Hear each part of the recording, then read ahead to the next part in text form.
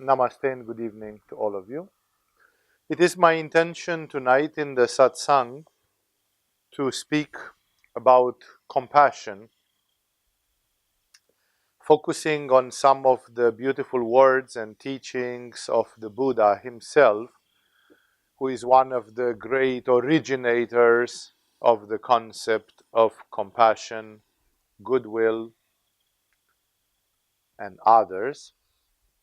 And looking to prepare to say a few words, looking at the words of the Buddha, I realized that compassion is not well defined, not well enough defined. Many people speak about compassion, but when going into the details of what it practically is, what it is from a spiritual, physical, emotional standpoint, many people would not define it. We call the attention of the people pretty early in our yoga courses that the yogis from India who had a powerful feeling of compassion. Compassion is not only a Buddhist terminology, it exists very much in Hindu, Indian philosophy, metaphysics, that when talking about compassion, we of course say that compassion is not the mercy from the pity, the empathy which comes from Anahata chakra, and we define technically compassion as a harmonious blending of Anahata chakra and Ajna chakra, illustrated very beautifully in the essential posture known as Vajrasana, the diamond pose, and where we ask people to meditate on the paradox that there is a mind in the heart, like the heart can also be intelligent, informed, and that there is a heart in the mind, that the mind, although being intelligent, it can have a heart to it. For example, one concept which comes powerfully in the mind is that the mind always connects with a few other concepts, out of which a very important one is the concept of justice, of fairness.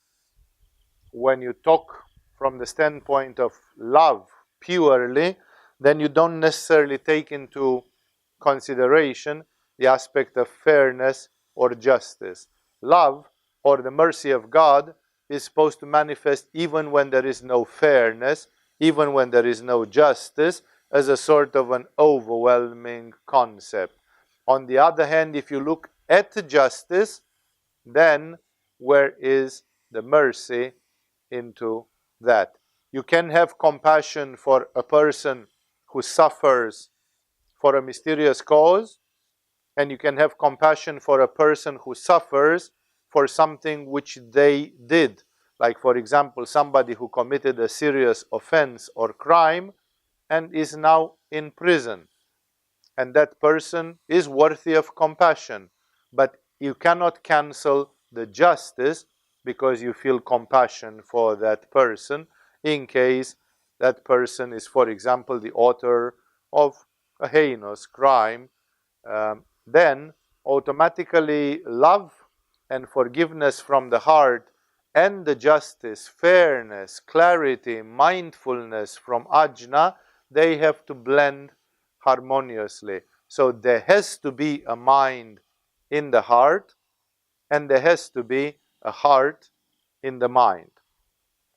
Realizing that perhaps in your mind, although we say this in the teaching of Vajrasana in the very first level of our Agama teachings, but realizing that there has never been a detailed comment on this, I decided tonight first to clarify a little bit what compassion involves and where does it separate from empathy and other such processes which can exist in the human being, and then after defining it, going into the sayings of the Buddha some of the statements which illustrate this spiritual path of compassion. We are going to see very much that compassion is a manifested virtue. It's a virtue of the mind and of the heart.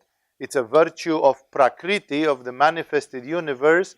And therefore, in the presentation which I did 1 week ago, when I said that the spiritual life of a human being is made of artha, kama, dharma, moksha, many people, and especially in Buddhism, sometimes it is preached like compassion is part of the path to nirvana. On the other hand, we see the opinion in Indian yoga that the compassion is more part of dharma, is more part of the religious morality, righteousness, than actually belonging to moksha itself. So let's analyze the components of it. I have taken a few scientific opinions, psychological opinions of it, which just help to make clarity in our minds so that we can have the proper discrimination, and then we will see how Buddha applies that in his spiritual path. Simplified saying, compassion is the response to the suffering of others that motivates a desire to help. It's a response to the suffering of the world, to the suffering of others, but it's not a pessimistic response. It's a response which motivates, creates a desire to help. If there is no desire to help, then there is no compassion. You are experiencing another state of consciousness. Compassion motivates people to go out of their way to help physical, spiritual, or emotional hurts or other pains of another person. Compassion is often regarded, again, you are going to see that that is a general definition, because when you involve into it fairness, intelligence, justice, then the concept of compassion doesn't mean absolutely that action is possible. There is this silly joke in which some person, there's a kid that is crying, and he's crying in an ugly, provocative, like really crying in a very nasty way, and the very concerned person, man, woman, doesn't matter, comes to the kid and says, "Dear, what are you crying for? Are you hungry? Are you hurt in any way? Do you want something? And then why are you crying, for God's sake?" "Just for the heck of it." You know? Like, what is compassion in this state? No? When somebody does it, it's like, "I'm crying because I'm kind of possessed by the devil, I'm damned," It's like, okay. No? It's like, actually, you don't want anything. There is nothing which I could give you or do for you which would alleviate your suffering. You are crying just because you want to make a scene, just because you want to create some scandal, some fuss, some ado. The real compassion in this situation goes into fairness, goes into like, what's fair is fair, If you want to do it, do it. Then compassion appears as detachment and almost like an indifference, because, so compassion does not absolutely mean that absurdly, like you are brainwashed, you actually have to do something. It's an intention, it's a motivation to do something, but that is when things can actually be done. And compassion is often regarded as having an emotional aspect to it, and that's the part of Anahata chakra, though when based on cerebral notions such as fairness, justice, interdependence of phenomena, like you ate terrible things and now you suffer from cancer. There is a compassion, but there is an interdependence on things. Like if you have been a torsionist in a concentration camp and you killed in agony hundreds of people, now you are complaining, and we experience compassion towards you, but at the same time, there is an interdependence of all things which cannot be stopped absurdly just because of a subjective desire of mine, that no, I'm supposed to have compassion. I'm supposed to have compassion, but it's not that compassion is almighty. Compassion, there are some things in front of which compassion, when related to fairness, to justice, it will stop. It may be considered rational in nature, and that's the part on Ajna chakra, and its application understood as an activity that is based on sound judgment as well. There is also an aspect of compassion mentioned in psychology, which is often given a property of depth, like how deep is your compassion, of vigor, how vigorous is your compassion, and of passion, like are you passionately compassionate or are you coolly compassionate? No, there is a passion to it. So the etymology of compassion is Latin, passion, together, passion, suffering together, and it means co-suffering, therefore, and more involved the simple empathy. Compassion commonly gives rise to an active desire to alleviate another person's suffering. Empathy means that you feel, oh, I feel that somebody is hungry or miserable or in pain, but where is the action concerning that? A few more concepts before I clarify and connect it with the yoga and with the chakras, so that then we can understand from a yogic standpoint the words of the Buddha. Compassion is often, although not inevitably, the key component it one manifests in the social context as altruism. When a person is called an altruist, that person is usually motivated by compassion. In ethical terms, that's very important because it relates to yama and niyama, and you are going to see that there is a connection to yama and niyama. Yama and niyama are somehow the outcome of compassion. The expressions down the ages of the so-called golden rule. In the 20th century, the ethical people, they have boiled down all the religions and they discovered that all the ethics of the world is based on one single, all the yama and niyama is ultimately boiled down to one so-called golden rule. And this golden rule often embodies by implication the principle of compassion. And in case you never heard what the essence of all ethics is, the golden rule says, do to others what you would have them do to you. It's very simple. Morality and ethics is very simple. Do to others only what you would have them do to you. If you want people to be indifferent about you, be indifferent about them. If you can take it. Everybody has to follow their own path. There are people who have different temperaments. There are people who want to live alone and to have a lot of space. Loners. Then you ask people, leave me alone. No? I leave you alone, I want you to leave me alone. There are people who can live in this state of consciousness. There are people who, if they are left alone, they suffer tremendously because they are very much socially dependent. Then such a person doesn't want to leave people alone. Then I am the keeper of my brother. I am the one who is responsible of some of the things in this world. So compassion comes very close to this golden rule. Do to others only what you would have them do to you.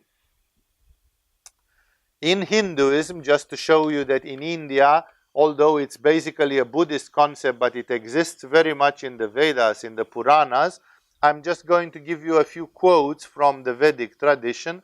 In Hinduism, they use three words for compassion: Daya, Karuna, and Anukampa.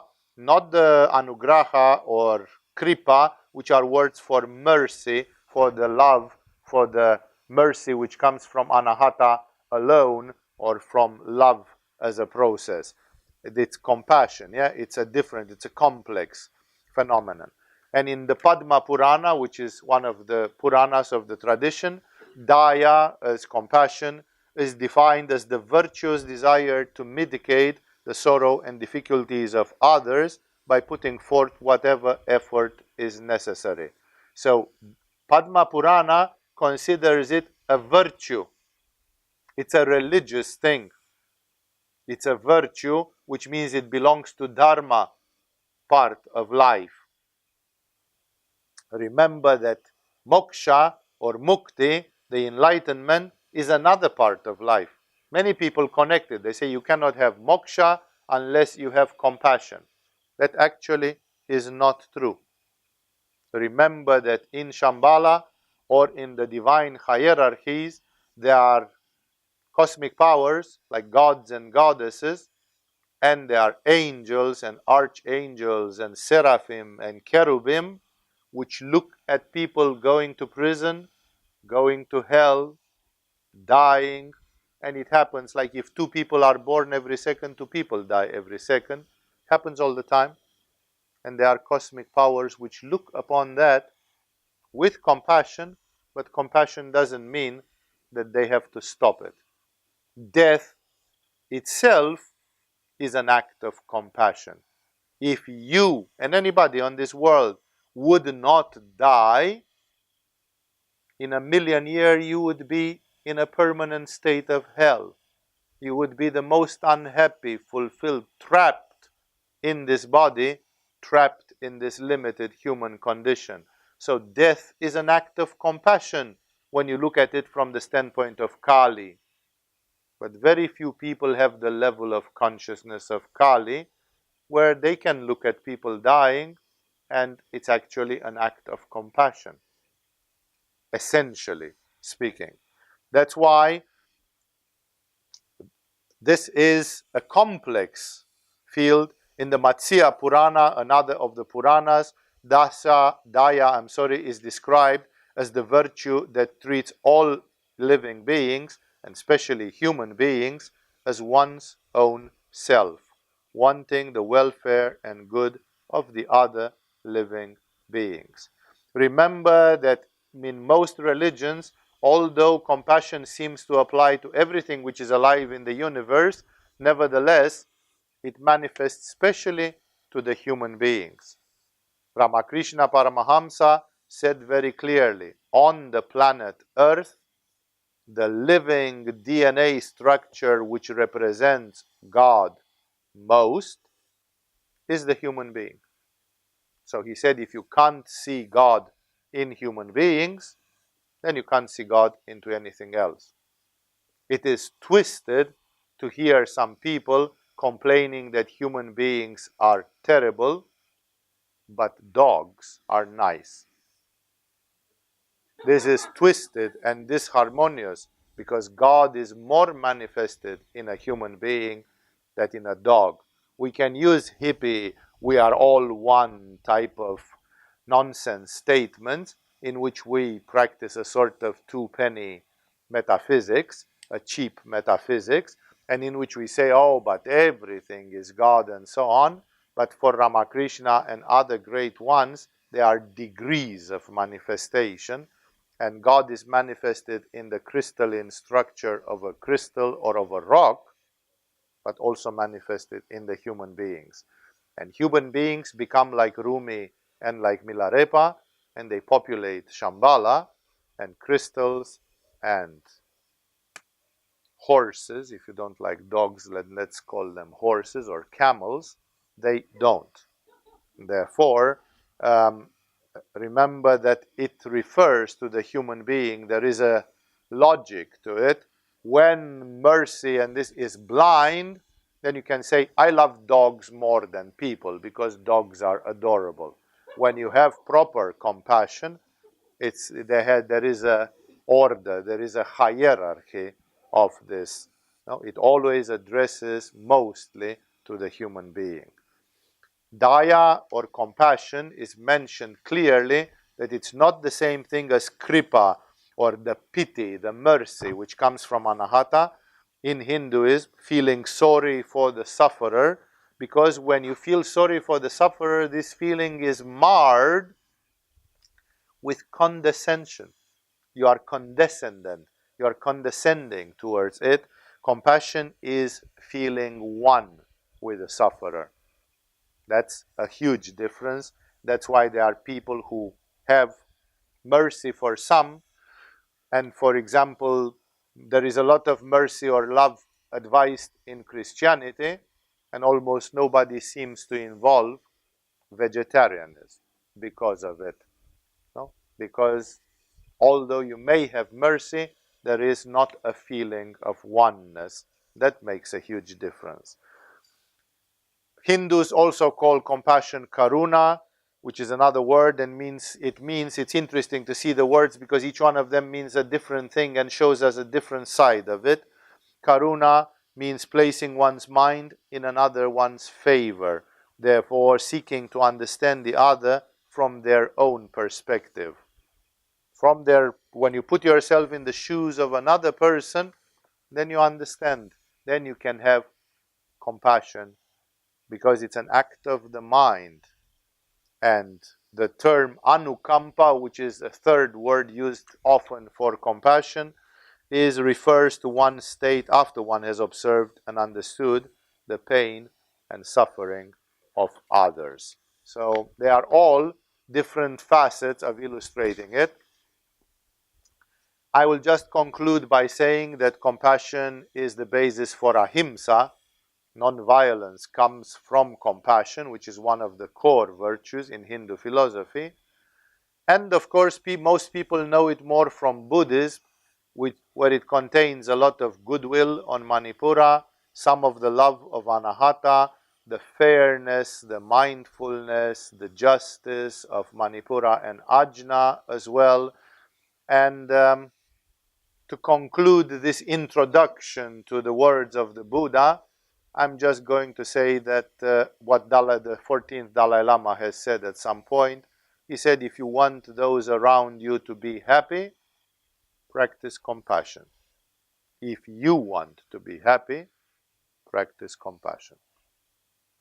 It's as simple as that. So those who are in the legitimate pursuit of happiness, they should look into compassion.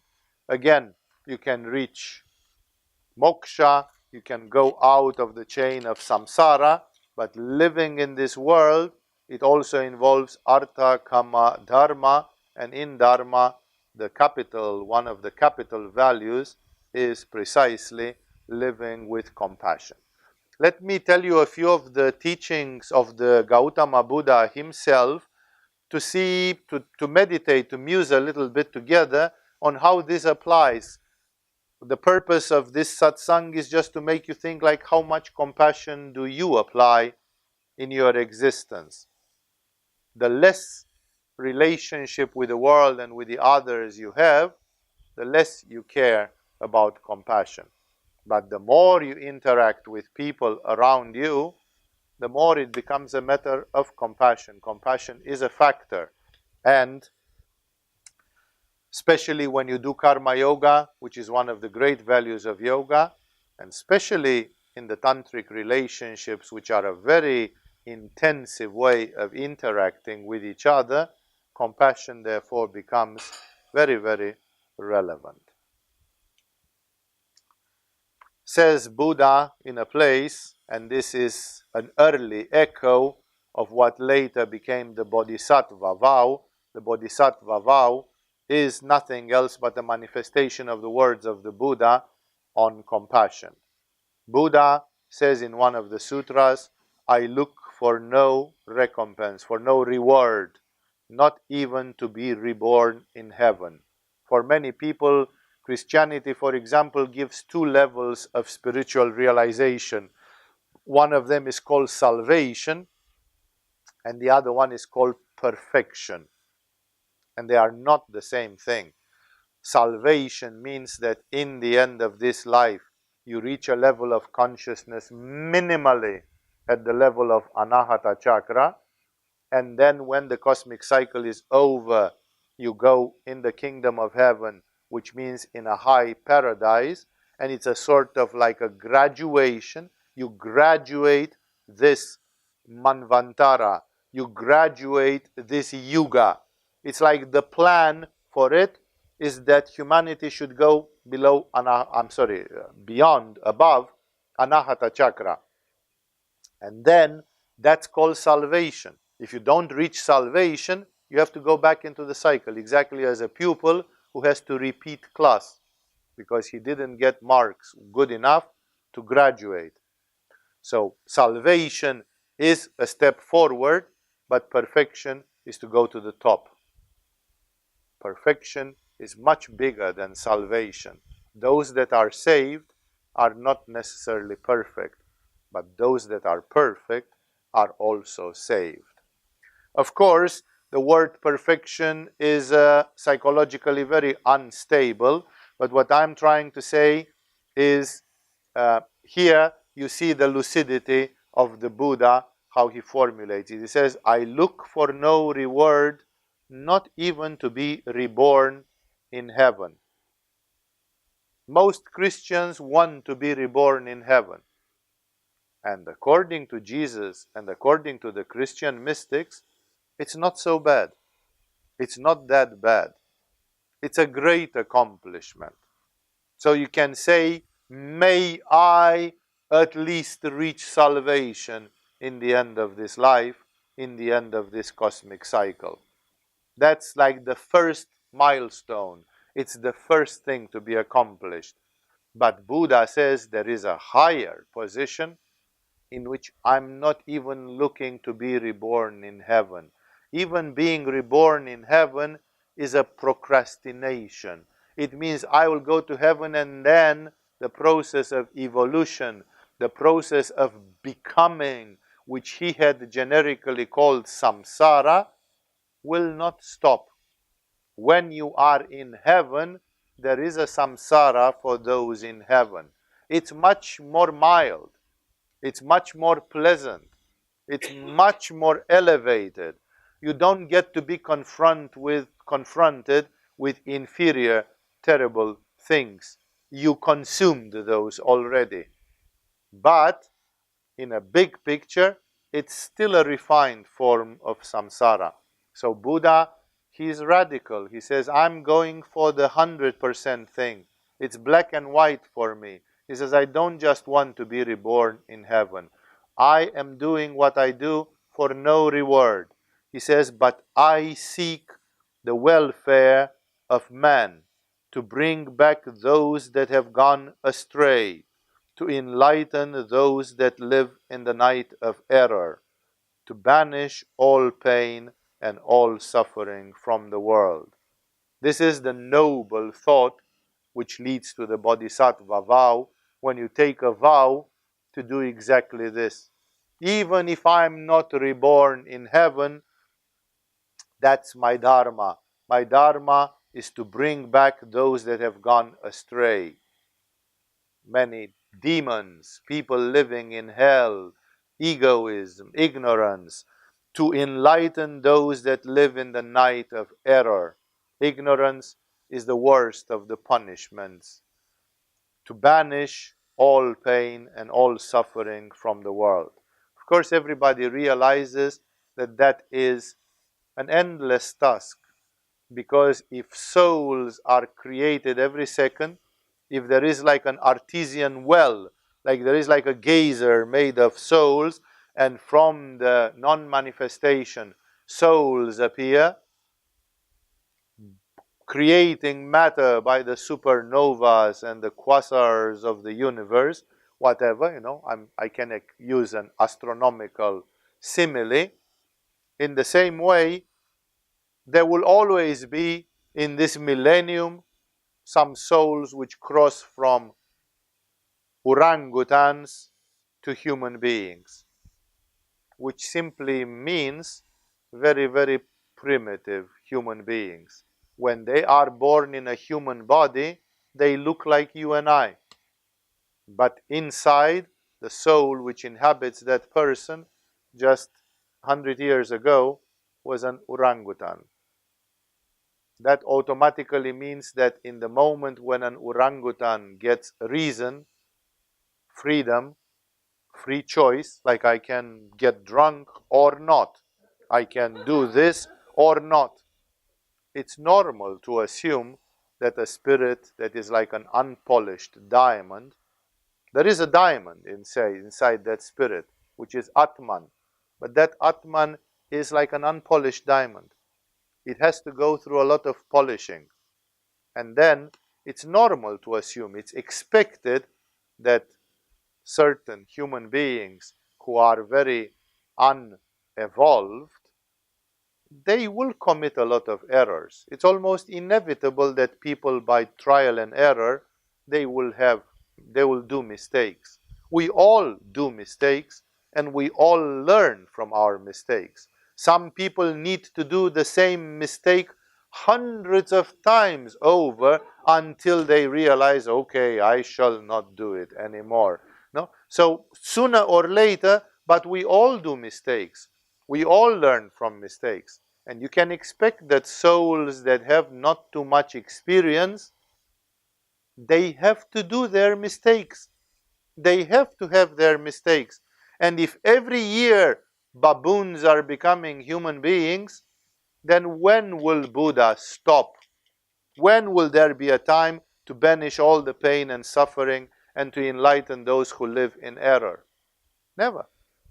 Never. It's forever and ever. It's a process which goes where you say, I shall do this until all the souls are enlightened. When will that happen? There's always a baboon which is lagging behind. Compassion simply says, therefore, that it never stops. It will never stop. That's the true meaning of it. It means an existential condition of living in compassion. It's a very noble thought that I don't even want to be reborn in heaven. There's no reward I'm awaiting for. The only thing which matters is that some people are acting in this anti-entropy way. There are people who are going down, falling asleep because of the entropy. And then there are people like the spirits of Shambhala, which like put electricity in your hearts and souls, and they tell you telepathically and energetically, don't fall asleep. Wake up, stand up, come to the light, come out of ignorance, of errors, and all that. So this is the spirit of the Buddha to create this positive effect. Another saying of the Buddha, which I collected here, is that he is quoted saying, not for the sake of my own well-being, I practice universal benevolence. Benevolence is another way of saying loving kindness. In Buddhism, they start with this benevolence at the level of Manipura, because especially in Asia, many people are very Manipuristic. And then, there are people who claimed that in Japanese language, I've seen it written in at least 2 places, in the medieval time, there was not even a word for love. Love, in the way Farangs understand love, did not exist in the Japanese dictionary. They replaced it with hombun or others, duty, loyal, like your love means that you are loyal. Your love means that you do your duty. Your love means other things. That's what love meant for them in their culture. And that's why the Buddhist tradition adapted itself very much to the Asian spirit and realized that for many people, this so-called love is not an empathy which comes from the heart and I see you limping of one leg and then I start shedding tears, that how bitter they must be for you. It comes from Manipura. It's a benevolence. And many people don't understand it. It's mixed a lot. You see it in some Buddhist Asian environments and people think, what a great anahata these people have. But then when you live with them for 5 years, you see that most of what they do has nothing to do with anahata. Most of their daily life and philosophy is Manipura, Ajna, some other things. For example, in the story of Milarepa, actually I'm quoting a parallel story of Milarepa, but it doesn't matter. In the story of Milarepa, when he gets to a monastery and to an initiation, he tells them his sad story, that these people killed his father, threw his mother out of the house to become a beggar, His sister was also, like they destroyed his family, they confiscated his land and so on. And he says, and when I told this story, there was not one person in the room who did not shed tears. Like all those tough Buddhist monks from Tibet, they heard this story of woe and then they shed tears. Oh my God, so terrible it was for you. But please watch Chinese, Japanese movies, and you will see that there people also cry, and sometimes out of sorrow when somebody is in trouble. But that cry has nothing to do with anahata. It's another way of crying. It's coming from Manipura. No? And it's a way in which a soldier cries for another soldier. In almost all the military movies, We Were Soldiers or whatever other series and movies are, there are this pathetic scene where the time cuts, a very romantic, heart-tearing music is starting, and the soldier in the middle of bullets and battle, he holds his dying comrade, and his comrade dies in a very exotic way, and so on. That music, that feeling, is not on anahata. In most of the soldier movies, in most of the heroic movies, it's a pain on Manipura. It's called pathos. That's where it comes empathy, empathos. It's a feeling, it's a military pathos, where the comrade decries his fallen comrade in a Manipuristic way. And it's a sort of like, we were together. What if this would have happened to me? You are a hero, and all that stuff. It's not anahata. Anahata has another range of feelings which only those who work on anahata experience. So that's why very often in Buddhism it oscillates between compassion and benevolence. It's not that there are not people with air energy. Even in Asia, if you find a person that is a triple air sign astrologically, that person will be full of air energy and therefore having tendencies towards anahata. But it's not specific to the whole culture and to the whole environment.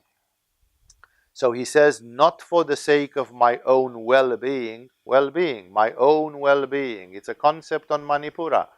I practice universal benevolence, or what other people call loving kindness. Many people think that this loving kindness shows you have a good heart. In Thailand itself, if you are a kind person, generous, many Thais do a sort of a samyama with people. It was told to me by people having lived many, many years in Thailand. They say when you get to know them privately outside of the tourist circuit, when you live in a Thai village where they speak only Thai, sometimes people who don't know you, they come and just sit beside you like they are resting on a bench in a park or something. They don't even look too much at you. And they stay like this for 5-10 minutes, doing a sort of telepathic identification. And then suddenly they clap you on the shoulder and you say, you have a good heart, you are a good person. It's something which is not in yoga. It's something which is in the folklore. But that good heart, because I personally have been told by some people, Swami, you have a good heart, Thai people, and so on. It was always after being generous, kind, after doing nice things on Manipura, not nice things on Anahata. So very many people mix this up, because in Asia, to have a good heart, it means to be like a benign king, to have goodwill, loving kindness, generosity, and other harmonious features on Manipura, which are not less important, not at all, because Manipura is a chakra which is much, much more present on planet Earth and in the human communities than Anahata. Anahata is a little bit utopian. Jesus wanted Anahata, Anahata, heart, heart, heart. But when we look at the European culture where Christianity has ruled for 2,000 years or something, we see still a lot of Manipura, a lot of svadhisthana, like how much anahata has there appeared in so many of those cultures. That's why get used to it, because when Buddha talks about it, he also brings the concept of a harmonious Manipura, which for me is very important, because if you have a good anahata but your Manipura is a mess, you will probably be more hours per day in your Manipura than in your Anahata. And then the fact that you have a loving heart, but when you are in Manipura, which means most of the time you are disharmonious and messy, then actually your life is a disharmony and a mess. And it's a pity that you had some potential in Anahata and you could have been a loving person. Unfortunately, it's a city in China. You live most of the time in a totally other chakra of your being. So he says, it's not for the sake of my own well-being that I practice universal benevolence, but I love benevolence because it is my desire to contribute to the happiness of living beings. When the Christian monks in the Orthodox Eastern Church, they decided to bring together all the relevant writings about how to practice Christian spirituality in a ascetic environment, like in a monastery, they created a collection which is of about 12 volumes, which was first edited in the Greek language, so it is known by its Greek name. They called it the Philokalia. And Philokalia means love of goodness, love of benevolence, love. Like some people love this concept that they look around and they say, I wish everybody would be benevolent, kind. This concept is very, very important, and I cannot emphasize enough on this. We see all the time that many people actually do not love benevolence. Philokalia of the Christian path is to love benevolence, to love, like before everything else, to have this thing that, I love benevolence. I wish to have the Jesus ideal. There will come a day when the lion will lie together with the lamb and there shall be no more killing. It sounds more utopian than ever. The 20th century was the most murder-laden century in the history of mankind, and the 21st century didn't start well at all. So it's already competing with the 20th century in terms of how much war and murder and lack of benevolence exists in the world. Although we call ourselves more advancing in civilization, actually when you look at the results, you see the opposite. And that's why it's very important to understand that a compassionate mind, it means this love for benevolence. Like to see a society where these dark things, nobody wants them really in that way. Philokalia, I'm in love, I love goodness. I want to surround myself with good people. I would like to live on an island with 10 people, if there are no more than 10 left in the world today, and those 10 people, they shall never, never, ever in any way be assholes to anybody else on that island. Is it possible to have the lion lying with the lamb? Like, is it possible to have at least a group of human beings who lives in this agape, that you never have to keep your guards up? No, you can lower your guard. There is nothing to guard yourself. There is the philokalia. There is the love of the kindliness, of the goodness. This is an important value I value it more and more as the years are passing. I value this more and more. And Buddha is quoted saying again, whatsoever may be the cause of your suffering, do not wound another. You know that wounded animals are the most dangerous because they tend to cause mayhem and harm. But human beings are supposed not to be animals-like and not to react in a primary way. Therefore, there is even the British proverb which says that the character of people is known in suffering, or in not in positive circumstances but in negative circumstances.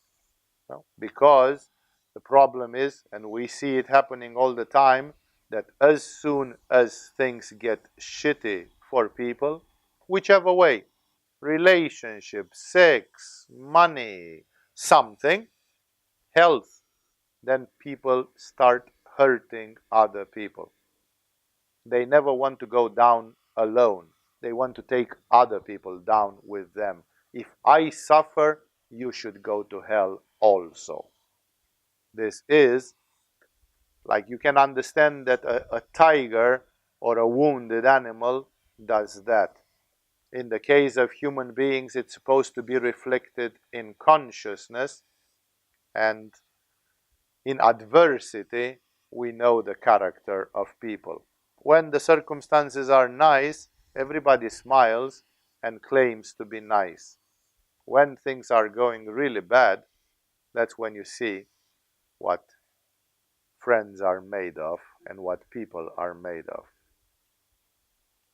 Says Buddha again, whoso hurts and harms living creatures, destitute of sympathy for any living thing, let him be known as an outcast. Buddha also doesn't want to surround himself by, he says, an outcast. Let them live in the outer circle. I don't want them in here with me. He mentions sympathy. Sympathy is another value of Manipura, again, very important. Like, I don't know if I feel love for that person or for that person, but I'm sympathetic with the cause. I sympathize with this person or with that cause. Sympathy is, again, more like, if I would be a king, I would grant you a favor. I'm sympathetic with your thing. No? And it's not something coming from the heart again. So he uses a language which is very clear from a psychological yogic standpoint. More statements about compassion which show us the position of Buddha and how he created this environment. Goodwill, goodwill, will is Manipura. Goodwill, a good Manipura, goodwill towards all beings is the true religion. Cherish in your heart, not like in your heart chakra, in your heart, like in your core, in the inner essence of your being, cherish in your heart boundless goodwill to all that lives. Don't forget that ultimately all that lives by a decree from the divine consciousness. Life has not been created by I and you. Life is a mystery until today, and it appears, mystically speaking, that life is the will of God. That the divine consciousness, either you like it or not, either you understand it or not, the divine consciousness creates life. And therefore, who am I to stop it, to put an end to it? And thus, that's why most religions go against suicide. They consider that suicide is a severe misunderstanding of the message of the divine consciousness. It's going against it. And also, all this goodwill to all that lives. I could expand so much more on it because, again, I'm saying the life we cannot understand it or justify it. It is said in popular religion that you shall not take life if you cannot give life. There is the provocative story of Mahasiddha Tilopa, the first guru of a very, very powerful lineage, the most powerful lineage of Tibetan yoga, who amounted to Milarepa. The fourth in that lineage was Milarepa himself. And Tilopa, who was the first and the spiritual genius, was described, the beginnings of his career are described in which he is a very, very, very realized human being, and he is eating fish in the yard of a Buddhist monastery somewhere in India, on the Indian side of the Himalayas. And then he is scolded. Somebody tells him there is an idiot who came and is eating fish. In those days, the Buddhists tended to be more vegetarian, especially in India, where vegetarianism is a tradition. So the abbot comes and scolds Tilopa, and he says, not only that you are killing fish and eating them, that's your karma, it's your problem. I feel sorry for you, but ultimately it's your choice. You will see where that will take you. But you came to do that in a Buddhist monastery. That's like you are rubbing it in our face. You know, what do you want to provoke us? Why can't you just go outside of the monastery and eat your blasted fish? And then Tilopa, because there was a point in this, Tilopa starts laughing scornfully, and he clicks his fingers, and the bones of the fish fly in the air. They become incarnated again, like the fish becomes whole again. He materializes the fishes, and then they start flapping through the air, being alive again. And then they fly somewhere, they disappear.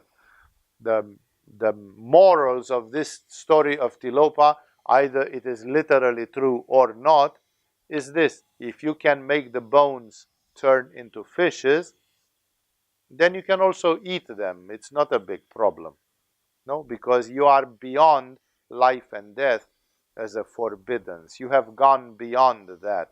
But otherwise, then this morality of the Buddha, that to cherish in your heart goodwill towards all that lives. How does that apply when you get flea or lice on your body? That's also something which lives. How do you have goodwill towards what lives? I remember my first spiritual teacher. I had become a fanatic ahimsa practitioner, and then I've seen my first spiritual teacher, who was like 90 years old. He swatted a fly or a mosquito with a fly swat. And I was like, my jaw dropped, and I said, you are killing mosquitoes? And he looked at me like I was an alien. He could see that I was a fanatic young man, and so on. And he said, yes. He said, and I, at the same time, I give them a blessing that they should go forth in their reincarnation into a better birth. They should be born more than mosquito. They should, like, I'm pushing them forward.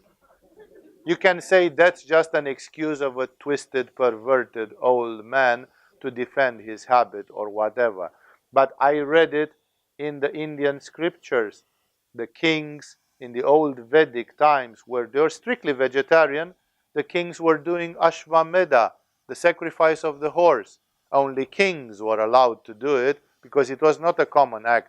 And the Ashvamedha was a fire ceremony, a yagya, one of these sacrifices of the Vedic people, and in which they killed a horse. They offered a horse to the Vedic gods. And people would say, what? In the Vedic religion they would kill a horse? And they do killing of goats in Bengal still nowadays for Kali. And how can that be?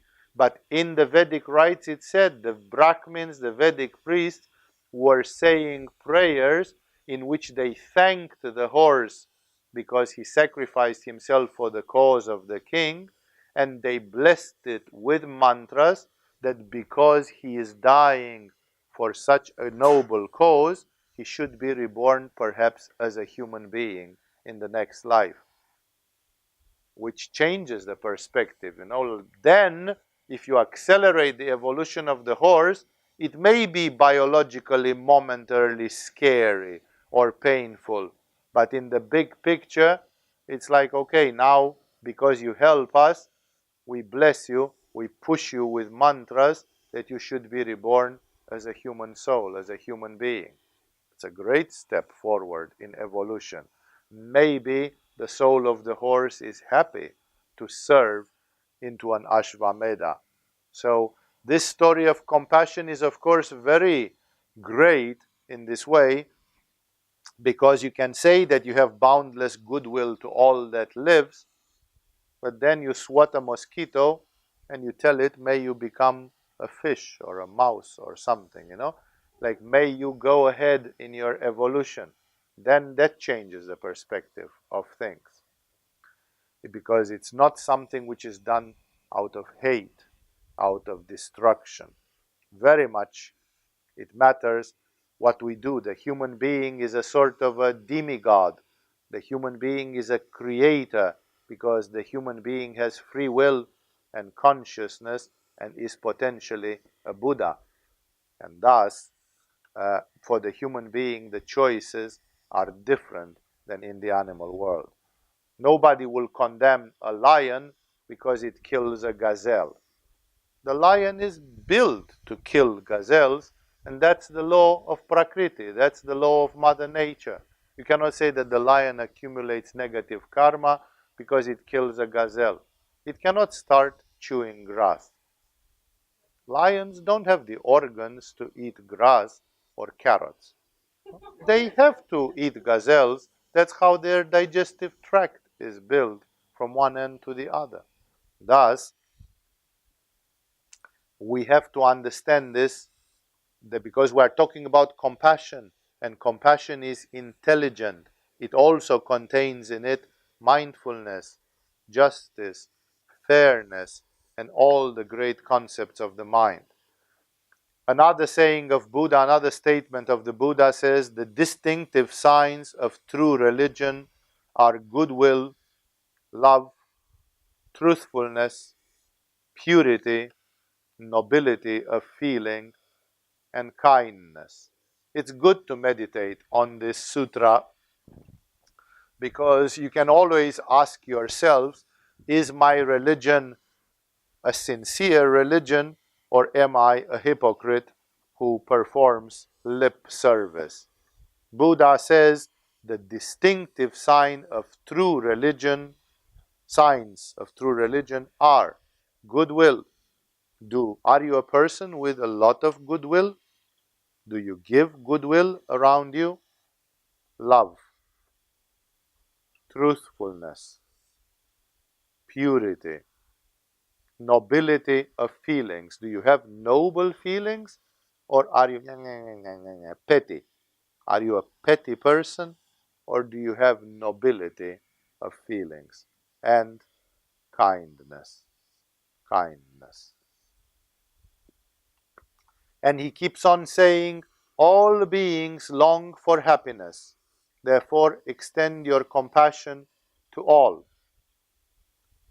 It's like that article of the American Constitution which says that all people are in the pursuit of happiness.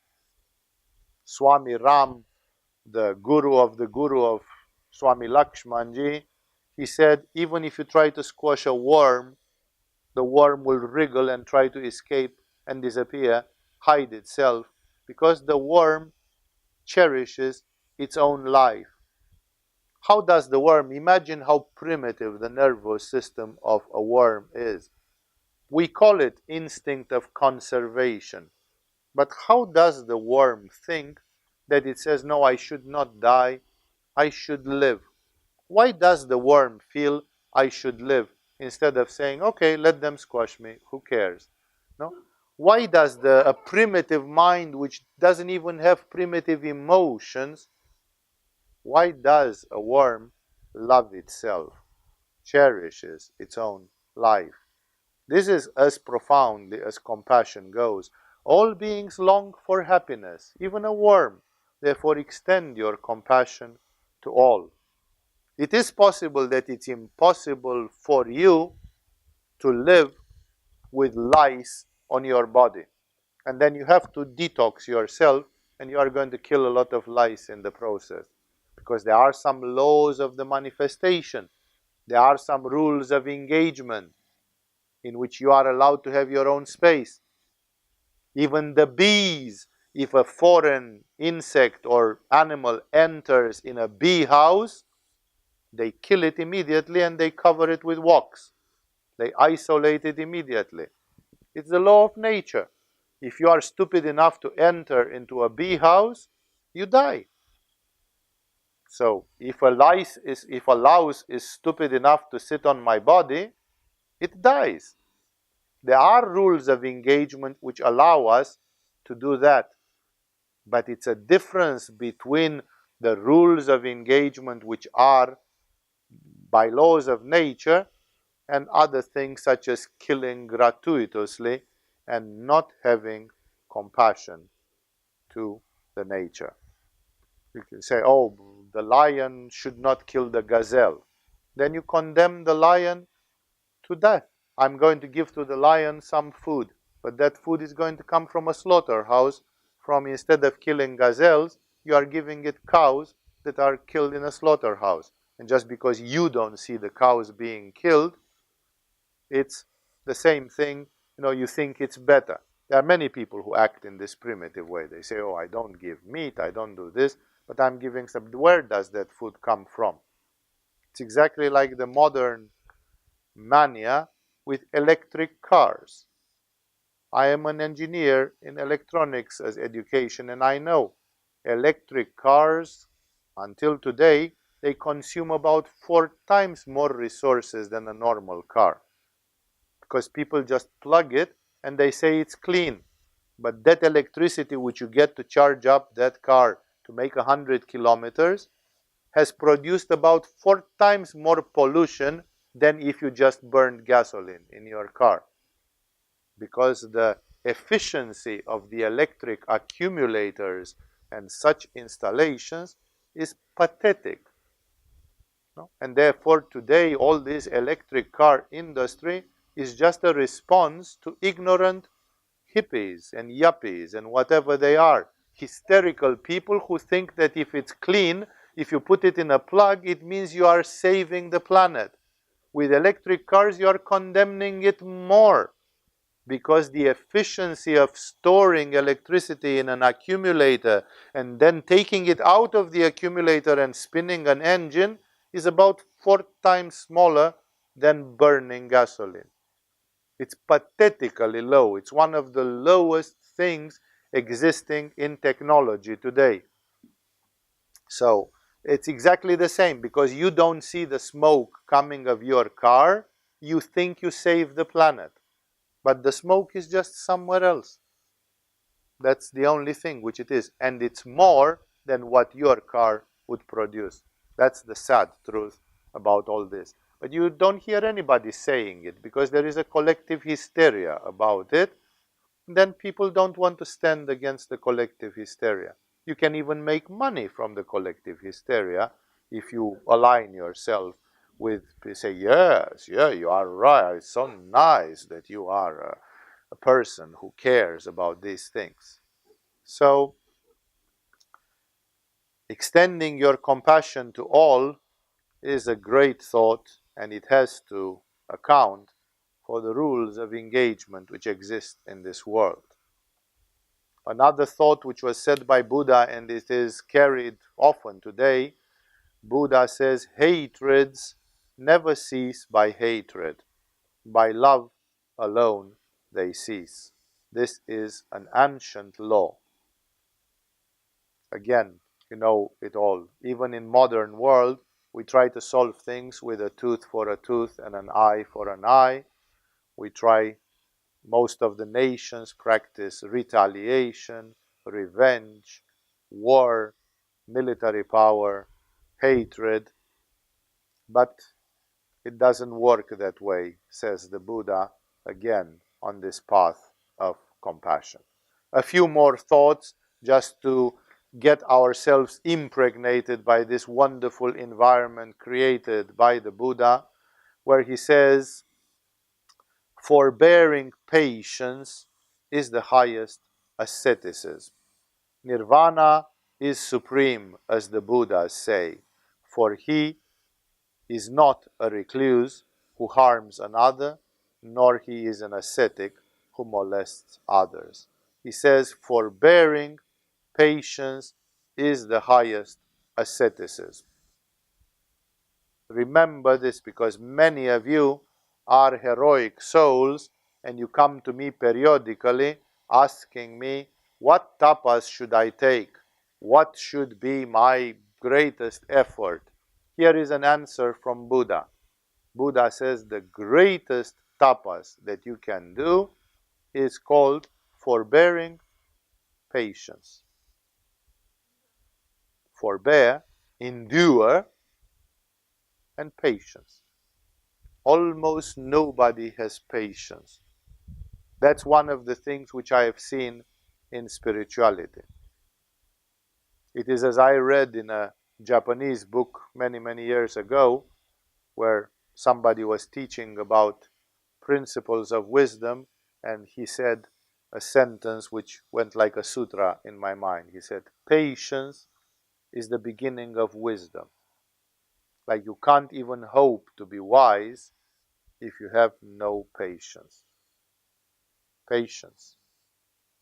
I remember having seen an interview with a highly acclaimed Christian mystic who apparently had reached some of the highest states in meditation and prayer, and he was asked by somebody, would you have advice to give to people watching you on camera? Well, a very wild man, very like he didn't like to be filmed, and very reclusive, real hermit. And I've met him personally a couple of times, and in my opinion, he was super authentic. He was the real deal. And somebody is asking me, can you give an advice on camera for like, and he addressed like he was talking to monks, to other monks. And he said, I will not give you, I'll give you the advice which my confessor, my advisor gave to me when I was young. And he said, we were 3 young men, and we had to take goodbye from this old man who had been our guide, our confessor. And then we asked him, do you have any last word to give to us? And this old man told them, patience, patience, patience, patience, patience, patience, patience, patience, patience, patience, patience, patience. And when you feel that you are done, then start all over from the beginning. Patience, patience, patience, patience, patience, patience, patience, patience. And then this guy who was talking and who was an Arius, a very fiery, impulsive. Now he was old and wise. He had reached to the wisdom. But then he said, I was young in those days. And I asked the old man, but Father, patience until when? And the old man gave him an answer which I cannot even translate in English because it was expressed in a rural Romanian language. So it's very, very difficult to translate. But it basically said, patience not until the tiling of the ground, like when you tile vegetables in the garden, which is done in the summer, in June or something. So he said, patience not until the time of tiling or plowing, but until the end. So he said, patience till the last day of your life. If I have to tell you one word, he said, that is patience, patience, patience, patience, not until the plowing time, until the end. Like a patience without end, a patience till the last. Here, Buddha confirms it, where he says, forbearing patience is the highest asceticism. It's better than fasting. It's better than 30 Uddiyana bandhas per day. It's better. Forbearing patience. Endure it. Endure it till the end. That is why Buddha shows, when you confront it with the different meridians of spirituality, Buddha shows true wisdom. He knows what the spiritual path is made of. Without patience, nothing exists. In spirituality, nobody has reached anything without patience. Ramana Maharishi reached the state of samadhi at 17 years old without any visible preparation in yoga in this lifetime. And then he went to Tiruvannamalai and he lingered in the basements of the temples and other unknown places meditating. Although he had reached enlightenment, he meditated for another 20 years. Only when he was 30 something, people started noticing that this young man had become a great master. Like he had patience for 20 years, and then he had more patience, even from there on. Thus, this is one of the very great lessons which is associated with compassion. If there is no patience, there is no compassion. Compassion cannot go without patience. Some people are trying to solve everything now, quickly. Some things, of course, they have their emergency. Somebody has a heart attack, you take them to the hospital now, not with patience. Have patience. Next week I'll tell you it's not an absurd patience applied in unrealistic things. It's an internal condition. Forbearing, patience. Like Buddha himself was persecuted by some kings. Local kings didn't like Buddha because he had too much authority and people listened to him too much and he was pissing them off. He was like competition to their royal authority. And Buddha never lost his patience. He never said, oh, no, God damn it, all these assholes who don't understand. I'm surrounded by morons, when will this be over? And so on. He must have been annoyed as an enlightened being that had noble feelings and others. He must have been annoyed by a bunch of egocentric idiots who were all the time trying to nag him. But when you read the life story of Buddha, you see also this patience. He was doing what he was preaching. He was what he said he was. That's why that's one of the biggest things I've seen many people falling off the path of yoga or spirituality because of lack of patience. Lack of patience. You lose your patience, you lose your wisdom, you lose a lot of things. Says Buddha again, by inflicting pain on others, he who wishes his own happiness is not released from hatred, being himself entangled in the tangles of hatred. That's why he basically preaches the same. I would like to finish these statements about compassion before we conclude.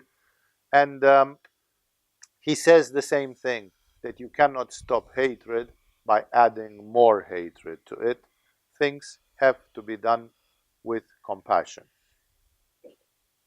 Again, compassion can mean many things. One of my spiritual teachers, whom until today I consider as one of the most morally accomplished persons that I have met in my life. I also had teachers who were morally questionable, but this one was one of the most morally perfected persons that I've seen in my life. And I've seen him swatting a fly, swatting a mosquito. No? So there, of course, it can be done without hatred. It's not about hatred, right? There is a habitat. You have a habitat, and every being on the face of this earth is allowed to have a habitat of their own. Have your own space. Therefore, when a flea or a louse is coming and living on your body, they are infringing on your habitat. Then there is a dharma, there is a dharmic effect, there is a dharmic principle which allows you, without hate, to maintain your space according to the laws of nature. As a mother, says Buddha, even at the risk of her life, protects her son, her only son, so let him who has recognized the truth cultivate goodwill among all beings without measure. Goodwill, goodwill among all beings without measure. Again, you have to think about it in terms of the existence of the society itself. If you have a pedophile rapist living in your community, there must exist goodwill, but it doesn't mean that the community must bend over and take it. Because there is a habitat, the community has a habitat. And if a dangerous animal enters in a habitat and endangers the lives of your children or of the defenseless one, the animal has either to be chased away or it has to be put away, it has to be taken out. That's why understand with the proper nuances what Buddha is saying, because Buddha did not forbid the rules of the society from existing. He mentions about a principle in the heart. On the other hand, I see many people who say that they have recognized the truth, and therefore that they are spiritual practitioners, and those spiritual practitioners, they do not cultivate goodwill. Therefore, meditate. The charitable man, says Buddha, is loved by all. His friendship is praised highly. In death, his heart is at rest and full of joy, for he does not suffer from repentance. He says a very important thing here, which I'll come back to. He receives the opening flower of his reward and the fruit that ripens from him. So he extols charity and the beautiful things resulting from it. He says in death, his heart is at rest and full of joy, which is super important. For those of you who studied the art of dying here with Agama, you understand exactly what I'm saying. For he does not suffer from repentance. There is no reason to condemn yourself. And in the moment when you don't condemn yourself, the divine consciousness does not. People say, what if we have a shameless murderer, a person that is a terrible sinner, and then he dies, and he says, yeah, guess what? I don't condemn myself, so nobody should, nothing should.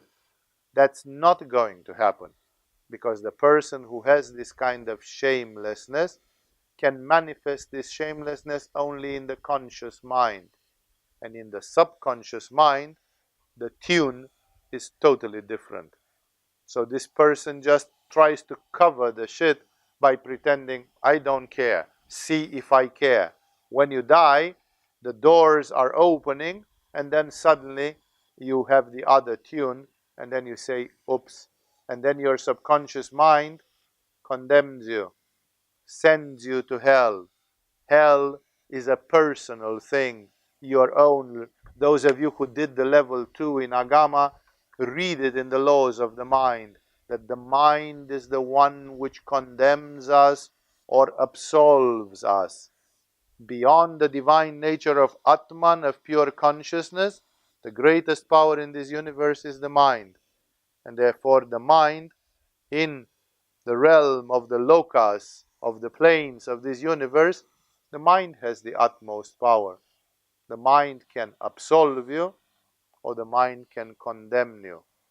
Buddha says, if you are a person of goodwill, you will die the right way. It's much more easy to die clean and not to condemn yourself at the time of death, when the subconscious mind bubbles over, takes over, bursts over, and then you might discover a side of you which you thought you had covered, but it's never been covered. It's always there. Hard it is to understand. By giving away our food, we get more strength. By bestowing clothing on others, we gain more beauty. By founding abodes of purity and truth, we acquire great treasures. He mentions now charity and compassion in doing dana, in donating, and in doing service. Just as the vigorous warrior goes to battle, so is the man who is able to give. He compares to battle, to the spirit of battle. Loving and compassionate, he gives with reverence and banishes all hatred, envy, and anger. And the last three ideas from Buddha's talk. The charitable man has found the path of liberation. He is like the man who plants a sapling, securing thereby the shade, the flowers, and the fruit in future years.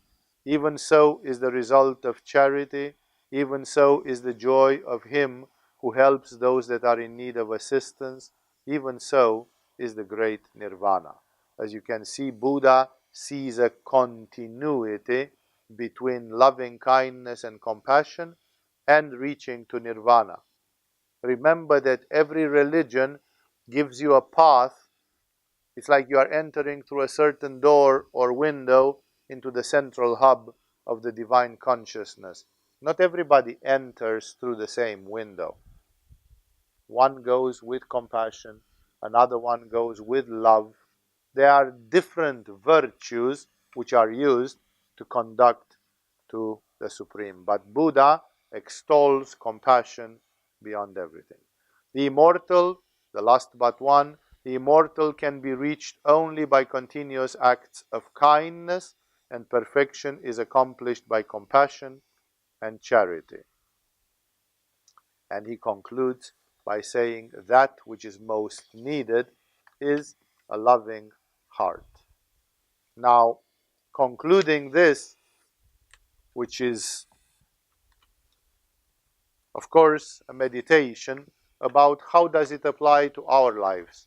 How does it apply to yoga? How does it apply to being a part of a yoga community and interacting with other people on the basis of compassion and the values which are associated to it? Also remember that not only doing Vajrasana and meditating on compassion, but also there are specific activities that may increase the feelings and the readiness of one person to practice compassion.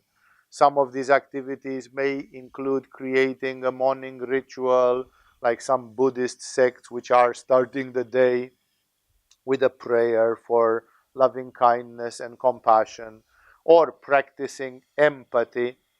We were talking the other day in the Q&A about practicing samyama. So practicing samyama is a form of empathy, just feeling other people with their pleasure and with their pain as well. That's why Khalil Gibran, when he talks about love, he says love gives you laughter and love gives you tears. And he says if you don't understand the tears of love and you just want this levity of laughter, oh, I just want to be happy and laugh and love and so on. But love means tears. Try to think about Virgin Mary crying with Jesus dead in her arms, which is one of the main themes of the Catholic Church, the Pietà, describing the piety of the mother who has in her arms her dead son and the Avatara and the Son of God at the same time. No? That's still love, and that's a love which purifies and sanctifies. Virgin Mary did not even leave a body behind her. There is no tomb or skeleton of Virgin Mary. There is somewhere near Jerusalem a little monastery where she went, she dematerialized in front of people, like Jesus. What what Vajrasana did she do? Her Vajrasana was that she cried with Jesus in her arms. And that must have hurt terribly. So love brings tears. And Khalil Gibran says, if you don't want the tears of love, then go away. No, he says you are incomplete. You are going to laugh, but it's not going to be all your laughter. You are going to understand, but it's not going to be the complete understanding. He says you take it, you have to take the full package. That is, therefore, practicing empathy and compassion is not an easy practice. Some people say practice random acts of kindness. It has become very famous at some time in these new age revolutions of modern times. Or creating some evening routines that before you go to bed, you can make a prayer, a devotion, or a thought of compassion. Such as I have heard that the great masters of Shambhala are compassionate. So may in my dreams, maybe in one of my dreams, I can go to Shambhala and see what the truly compassionate masters do. What does it consist of? And then we see that, of course, compassion, because it has this mental value, this rational value, it means many, many things. No? Like somebody is trying to destroy the planet Earth. And then, what is compassion for the people from Shambhala? Because the planet Earth means not only 7 billion people who are here to evolve and for whom all this would be taken away, but it also means so many lives of animals, plants, and all the living kingdom is so great that it's very difficult for Shambhala to reach to the conclusion that something can go that way. There is a famous story which all the Shambhala authors quote, that in the 1960s or 70s, there was a B-52 bomber just fell in the water somewhere in the Spanish waters in a place called Palomar or something, and it had atomic weapons on board which were primed for war. They were primed to explode in case they were launched. They were activated. And when they recovered these atom bombs with submarines later, they discovered that in one of them, 6 of the explosive heads had gone off. Like that bomb tried to explode 6 times over. Like it had, I don't know how many detonators. 6 of the detonators went off. And still the atomic bomb, which is supposed to be triple military technology, it didn't take off. There was a force, there was something which you can call a coincidence, but there was a force which prevented that nuclear hydrogen bomb to explode, although the detonators did their job. No? So Shambhala, then when compassion is active, compassion can mean very strong acts in the name of compassion. If somebody wants to pull the trigger, Shambhala, out of compassion, has to stop it. Thus, the concept of compassion is, if you just have the heart doesn't have a mind. The heart says, no, whatever, whichever, now, I don't care. It has to be, one has to save, and so on. Compassion is rising above that. Compassion, including justice and fairness and mindfulness and cause and effect and the interdependence of all things, then compassion is a very, very high feeling.